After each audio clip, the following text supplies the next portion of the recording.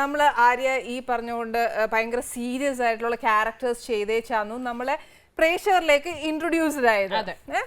അത് കഴിഞ്ഞിട്ട് ഇപ്പൊ ഒരു ഷോയ്ക്കൂടെ സത്യം പറയട്ടെ, ആര്യ ശരിക്കും മണ്ടത്തരങ്ങൾ മാത്രം പറയുന്ന ഒരു കഥാപാത്രമാണ്. ചോദിക്കുന്നുണ്ടൊന്നും തന്നില്ല ലൈഫിൽ ഇതുപോലെ മണ്ടത്തരം എന്നോട് ഇതിനി ചോദിക്കാൻ ആരും ബാക്കിയില്ല.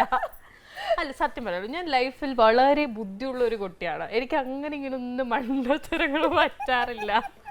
ഇല്ല, ആക്ച്വലി വളരെ കുറവാണ് പറ്റുന്നത്. പിന്നെ എല്ലാവർക്കും പറ്റുന്ന പോലത്തുള്ള മണ്ടത്തരങ്ങൾ, അല്ലാണ്ട് എന്തെന്നറിയോ ആര്യ പറയുന്ന ഇപ്പൊ എനിക്ക് വിശ്വസിച്ചേ പറ്റുള്ളൂ. കാര്യം ആര്യയുടെ മണ്ടത്തരങ്ങൾ ആണെന്നുള്ളത് സ്ഥിരീകരിക്കാൻ വേറൊരു ഓപ്പോസിറ്റ് ഇല്ല.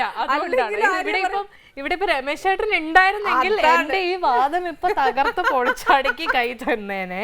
സത്യമാ കേട്ടോ. അവിടെ ശരിക്കും നമ്മൾ ആ ഷോയിൽ തന്നെ അറിയാൻ നോക്കും. ആര്യ വാ തുറന്ന പിശാചിന് അതിനെ ഉറപ്പായിട്ടും ഒരു കൗണ്ടർ വന്നിരിക്കും. ഉറപ്പായിട്ടും വിഷുവിനെ ഇത്രയും സ്പോണ്ടേനിയസ് ആക്കിയത് തന്നെ ഞാൻ. ആ ക്രെഡിറ്റ് എനിക്കാണ് കിട്ടേണ്ടത്.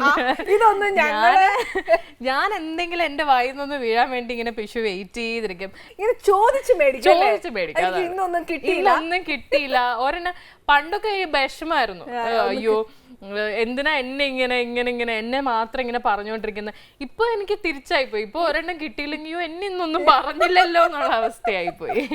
എല്ലാരും പറയും ഇപ്പൊ ഒരെണ്ണെങ്കിലും കൊടുക്കാമായിരുന്നു എന്നൊക്കെ പറഞ്ഞിട്ട്.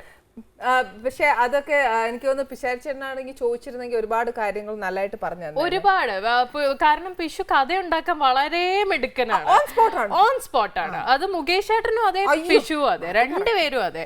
അപ്പൊ നമുക്ക് തിരിച്ചങ്ങോട്ട് എന്തെങ്കിലും പറയുമ്പോ തന്നെ ഒരു 10 പ്രാവശ്യം ആലോചിച്ചിട്ടേ പറയാവോ ഇതിന് എന്തൊക്കെ കൗണ്ടർ തിരിച്ചു വരാൻ സാധ്യതയുണ്ട്.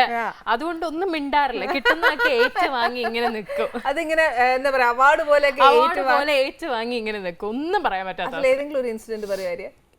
അങ്ങനെ ഇപ്പം പറയാനാണെങ്കിൽ ഈ പറഞ്ഞ പോലെ എൻ്റെ കോസ്റ്റ്യൂംസ്, ഞാൻ അതിൽ ചില സമയത്ത് ഇട്ടുകൊണ്ട് വരുന്ന ഡ്രസ്സ്, ചിലപ്പോൾ അത് ഹെയർ സ്റ്റൈൽസ്, ചിലപ്പോൾ ഇങ്ങനെ ഒരു സൈഡിൽ ഇങ്ങനെ ഹമ്പ്, നമുക്കൊക്കെ അത് ഭയങ്കര സ്റ്റൈലാണ്. വൺ സൈഡിൽ ഹമ്പ്, അല്ലെങ്കിൽ ഇവിടെ ഒരു കൊണ്ട, ഇങ്ങനെയൊക്കെ കെട്ടിയിട്ട് ചിലപ്പോൾ ഞാൻ നമ്മുടെ ഇതുപോലും ആവില്ല, ടേക്ക് പോലും ആയിരിക്കില്ല, ഇതിലേക്ക് ഫ്ലോറിലേക്ക് കയറുമ്പോൾ തന്നെ ഇതെന്നാടി നിന്റെ തല വരുന്ന വഴിക്ക് എവിടെയെങ്കിലും തട്ടിയോ മുഴച്ചിരിപ്പുണ്ടല്ലോ എന്നൊരു ഡയലോഗ്. അപ്പൊ ഞാൻ വിചാരിക്കും ഇത് തീർന്നു, അവിടെ തീർന്നു, കിട്ടാനുള്ള ഇന്നത്തെ മേടിച്ച്. കറക്റ്റ് ആക്ഷൻ പറയുമ്പോൾ ഈ സാധനം ഇത് നമ്മൾ പ്ലാൻ പോലും ചെയ്യില്ല, ഇത് പറയുന്നു, പക്ഷെ ഇത് പിഷു പറഞ്ഞിരിക്കും. അപ്പൊ എനിക്ക് തിരിച്ച് പെട്ടെന്ന് പറയാനൊന്നുമില്ല, ഞാൻ ഇങ്ങനെ കീന്ന് പറഞ്ഞ് ചിരിച്ചു. ഇത് സ്ഥിരം നടക്കുന്നതാ. അപ്പൊ പിഷുവിനെ പേടിച്ചിട്ട് ഇപ്പൊ ഞാൻ മുടി പോലും അങ്ങനത്തെ സംഭവങ്ങൾ വളരെ ഡീസന്റ് ആയിട്ട് ഒന്നും പറയാനുള്ള ചാൻസ് കൊടുക്കരുത് എന്നുള്ള ഇതിലാണ്. വരും, ഉറപ്പായിട്ടും എന്തെങ്കിലും കിട്ടും. എങ്ങനെയാന്ന് എനിക്കറിയില്ല, ഉറപ്പായിട്ടും കിട്ടും. പക്ഷെ ഈ പറഞ്ഞോട്ട് ഇപ്പൊ മൊത്തത്തിൽ ഇപ്പൊ ഒരു ഇംപ്രഷൻ ഉണ്ട് ആര്യയെ പറ്റി. ആര്യ പറയത്തുള്ളൂ. അതെ, പക്ഷെ അതല്ല, അതിനെക്കാട്ടിലും ഞാൻ പറയാം ആര്യയുടെ ആ ഒരു വർത്താനം തന്നെ അല്ലേ നമ്മുടെ പ്രേക്ഷകർക്കൊക്കെ ഒത്തിരിയും അങ്ങ് ഇഷ്ടമാണ്. പക്ഷെ കേൾക്കാൻ തന്നെ അല്ലേ. എനിക്ക് ഞാൻ ഒരു കാര്യം ചോദിക്കട്ടെ, ശരിക്കും പറഞ്ഞാൽ റിയൽ ലൈഫിൽ ആര്യ ഭയങ്കര സീരിയസും ഭയങ്കര ബോൾഡും ഭയങ്കര എന്നാ ഉണ്ടെങ്കിലും ഉള്ളത് മുഖത്ത് നോക്കി പറയുന്ന ക്യാരക്ടർ അല്ലേ? ആണ്. അങ്ങനെ ആരോടെങ്കിലും മുഖത്ത് നോക്കി എന്നേലൊക്കെ പറഞ്ഞിട്ടുണ്ട്? ഞാൻ പറയാറുണ്ട്, ഞാൻ എല്ലാരോടും പറയാറുണ്ട്. പക്ഷെ എന്താ വെച്ചാൽ എനിക്കത് പറയേണ്ട രീതിയിൽ ഞാൻ പറയുന്നുള്ളതാണ്. പണ്ടൊക്കെ ഞാൻ അങ്ങനെയല്ലായിരുന്നു, മുഖത്ത് നോക്കി പറഞ്ഞിട്ട് ഒരുപാട് ശത്രുക്കളെ ഉണ്ടാക്കിയിട്ടുണ്ട്. പിന്നെ നമ്മൾ എന്താ പറയാ, കുറെ ഈ ഉപദേശങ്ങളൊക്കെ പല സൈഡിൽ നിന്നും കേട്ടു തുടങ്ങി. പറഞ്ഞു, പക്ഷെ പറയുമ്പോൾ അത് അവരെയും കൂടി ഹേർട്ട് ചെയ്യാത്ത രീതിയിൽ പറയാന്ന് പറഞ്ഞിട്ട് മെസ്സേജ് അവർക്ക് ചെല്ലണം അങ്ങനത്തെ രീതി. അപ്പൊ ഇപ്പൊ ഞാൻ മൊത്തത്തിൽ ട്രാക്ക് മാറ്റി. ഇപ്പൊ വളരെ ബുദ്ധിപരമായ ഡീലിങ്സ് ആണ്. ബുദ്ധിപരമായ ഡീലിങ്സ് ആണ്. അത് എടുത്തെടുത്ത് പറഞ്ഞു സ്വയം എനിക്ക് ഭയങ്കര ബുദ്ധിയാണ്. നിങ്ങൾ ഇത് കഴിയുമ്പോഴേക്കും നിങ്ങൾ വിധി ഈ ഒരു എപ്പിസോഡ് കഴിയുമ്പം ആര്യ കാണുന്ന പോലെ ഒന്നല്ല, ഭയങ്കര ബുദ്ധിയുള്ള കുട്ടിയാണ് നിങ്ങൾ പറയണം.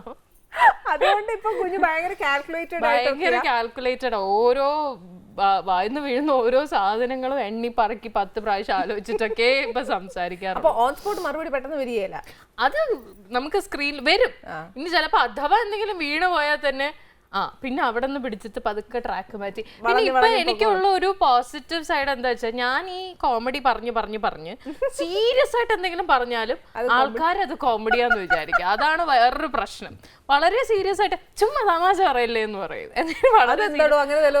അങ്ങനെ ഇല്ല, അങ്ങനെ പറ്റിയെന്നല്ല. ഇപ്പൊ എന്റെ ഫ്രണ്ട്സിന്റെ ഇടയിൽ തന്നെ എന്തെങ്കിലും ഞാൻ വളരെ സീരിയസ് ആയിട്ടുള്ള ഡിസ്കഷനിലൊക്കെ ഇരുന്നിട്ട് അവരോട് ഇടാ ഇത് നമുക്ക് ഇങ്ങനെ ചെയ്യാം, ചുമ്മാ വളിപ്പടിക്കല്ലേ എന്ന് പറയാം അവര്. അങ്ങനത്തെ ഒരു സിറ്റുവേഷനിലേക്ക് പോയി. ഇപ്പൊ ഒന്നും പറയാൻ പറ്റാത്ത അവസ്ഥ. എന്ത് പറഞ്ഞാലും ആര്യ ഭയങ്കര കോമഡിയാന്നുള്ളൊരു